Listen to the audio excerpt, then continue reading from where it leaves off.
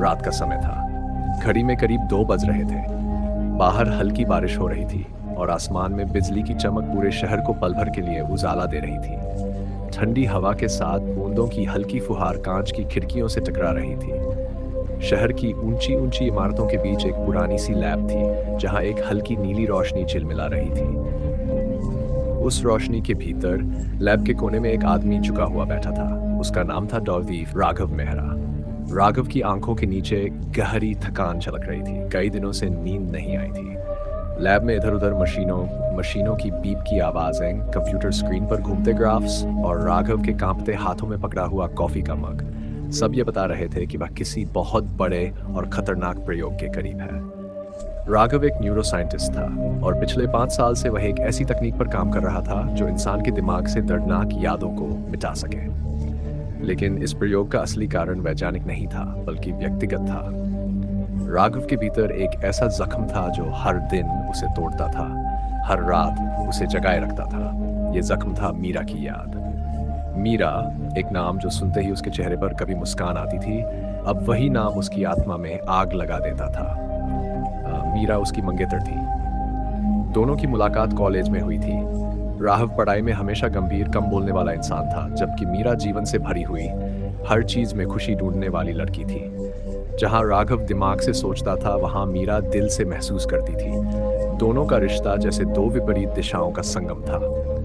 राघव को याद था वो शाम जब मीरा ने कहा था, राघव, अगर कभी मैं तुम्हारे जीवन से चली जाऊं तो मुझे मत भूलना। और उसने मुस्कुराकर जवाब दिया था, तुम्हें भूलना मेरे बस की बात नहीं है।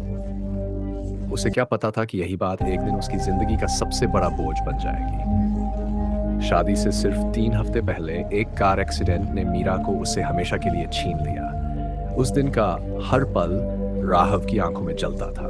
वो सड़क, वो चीखें, वो टूटा हुआ मोबाइल और वो अंगूठी जो मीरा ने उसके लिए खरीदी थी, सब कुछ उसके मन में जिंदा था। हर रात वो वही हादसा जीता और हर सुबह वही दर्द लेकर उठता। धीरे धीरे उसने खुद को दुनिया से अलग कर लिया। दोस्तों से मिलना बंद कर दिया, परिवार से बात करना बंद कर दिया। बस एक ही चीज बची थी, विज्ञान। और उसी में उसने अपने दर्द को डुबो दिया। उसने ठान लिया कि अगर याद ही दर्द की जड़ है तो याद को ही मिटा देना चाहिए। राघव ने माइंड इरेज प्रोजेक्ट नामक एक प्रयोग शुरू किया। उसने महीनों तक मानव दिमाग की वेव्स, न्यूरॉन कनेक्शंस और मेमोरी पैटर्न्स पर काम किया। उसका लक्ष्य था ऐसी मशीन बनाना जो इंसान के दिमाग से किसी एक विशेष याद को चुनकर मिटा सके। वक्त बीतता गया और उसकी मेहनत रंग लाने लगी। अब उसके सामने एक विशाल मशीन खड़ी थी, एक कुर्सी जैसी संरचना जिसके चारों ओर धातु के रिंग्स लगे थे और उनके भीतर नीली ऊर्जा घूम रही थी। कंप्यूटर की स्क्रीन पर लिखा था, रेडी फॉर ह्यूमन टेस्ट। उस रात राघव अकेला था, चारों ओर सन्नाटा। लैब में सिर्फ मशीन की धीमी आवाज और कंप्यूटर का प्रकाश था। उसने कुर्सी की ओर देखा, फिर अपनी जेब से मीरा की पुरानी तस्वीर निकाली। तस्वीर पर हल्की धूल जमी थी, लेकिन मीरा की मुस्कान अब भी उतनी ही चमकदार लग रही थी। उसने तस्वीर को अपने सीने से लगाया और धीरे से बोला, मीरा, आज मैं तुम्हें छोड़ने जा रहा हूँ, शायद हमेशा के लिए। उसकी आंखों में आंसू थे, पर चेहरा बिल्कुल शांत था। उसने मशीन को ऑन किया। स्क्रीन पर एक सवाल उभरा, क्या आप ये भूलने की हिम्मत कर सकते हैं? कुछ पल के लिए उसने स्क्रीन को घूरा। उसकी उंगलियां कांप रही थीं, लेकिन फिर उसने धीरे से यस पर क्लिक किया। अचानक नीली रोशनी तेज हो गई, रिंग्स घूमने लगे, एक गहरी गूंज कमरे में भर गई। मशीन ने उसके सिर पर लगे सेंसर से सिग्नल भेजना शुरू किया। कुछ सेकंड में उसकी सांसें तेज हो गई। कंप्यूटर की स्क्रीन पर दिमाग की वेव्स डगमगाने लगी। रोशनी इतनी तेज हो गई कि उसने आंखें बंद कर ली और फिर सब अंधेरा।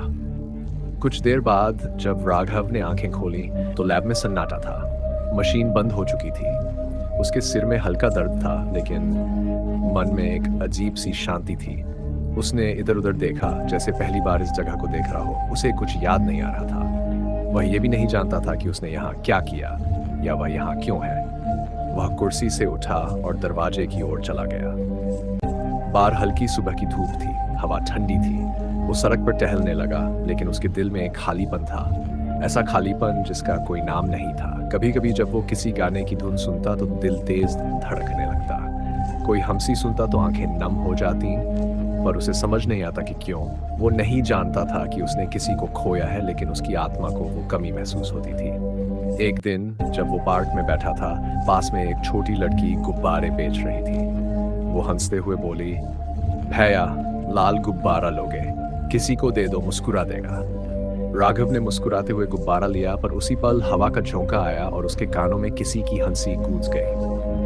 वो हंसी जो उसने पहले भी कभी सुनी थी। उसका सिर दर्द से भर गया। वो गिर पड़ा। उसके दिमाग में तस्वीरें चमकने लगी। एक लड़की सफेद ड्रेस में मुस्कुराती हुई, कार की हेडलाइट्स, टूटे शीशे और उसका नाम पुकारती आवाज, राघव।